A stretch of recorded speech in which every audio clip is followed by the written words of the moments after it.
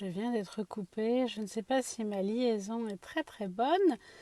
Je suis ravie de vous retrouver. Bonjour Facebook. Donc, je suis Nathalie, coach certifié, coach professionnel certifié et puis aussi professeur de yoga.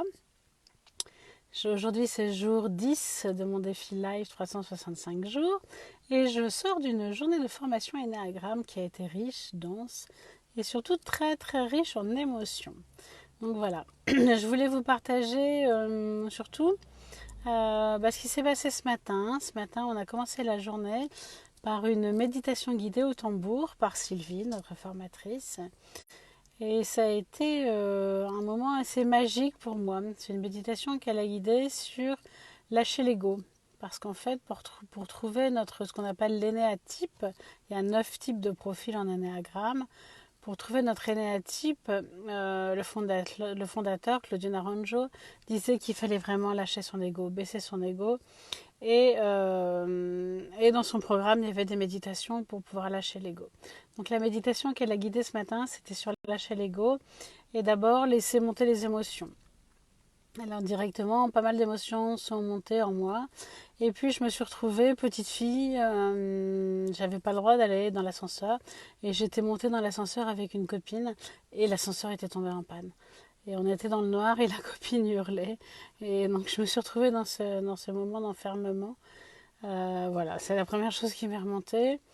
Et puis ensuite, elle nous a guidés à lâcher l'ego et mon ego a accepté de lâcher.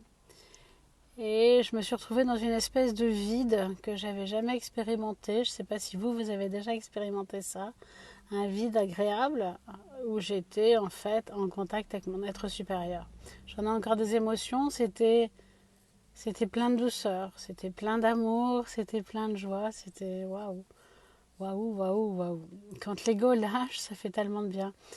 L'ego en fait, il se construit au fur et à mesure de notre vie, et bien pour nous empêcher de souffrir, il veut surtout pas qu'on souffre, et puis donc il nous aide d'une certaine façon, hein, mais en même temps il met des barrières avec notre être véritable. Et donc ça fait pas mal de temps que je demandais à ce qu'il se calme, qu'il s'apaise. Je fais tout un travail en yoga là-dessus, en méditation, et puis ce matin vraiment ça a lâché.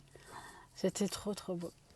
Donc voilà ce que je voulais vous partager, cette rencontre avec mon être intérieur, qui s'est fait dans le vide en fait, dans le silence et dans le vide, dans la vacuité. Et j'ai ressenti surtout beaucoup beaucoup d'émotions. Demain, je vous partagerai ce qu'on appelle l'énéatype, sûrement, que j'ai découvert aujourd'hui, mais que voilà, j'aurai plus d'informations demain sur ce type-là. En fait, j'avais fait une dizaine d'années, une de mes thérapeutes m'avait accompagnée là-dessus, et il m'avait dit, tu es de type 3. Et ben pas du tout. Aujourd'hui, on a découvert que j'étais pas du tout de type 3. Et donc voilà, je vous partagerai ça demain. Mais c'était une journée magnifique. Et cette rencontre avec son être profond que j'ai vécu en méditation ce matin était un moment inoubliable. Bonjour Maud, comment vas-tu? Ça me fait plaisir de te voir là. J'espère que tu vas bien. Donc je partageais la rencontre avec mon être intérieur ce matin que j'ai vécu en méditation. Un moment waouh, waouh, waouh, waouh. Je suis en formation Ennéagramme et c'est top de chez top. Voilà, je te fais des gros bisous, je vous fais à tous des très très gros bisous. Je ne sais pas si vous connaissez votre énéatype, ça s'appelle, et si vous avez déjà rencontré votre être intérieur, si vous avez déjà eu l'occasion de voir l'ego là, s'apaiser et accepter de relâcher. Mais waouh, quel moment! Et je vous dis bien à demain, bonne soirée, bon week-end, ciao ciao, gros bisous.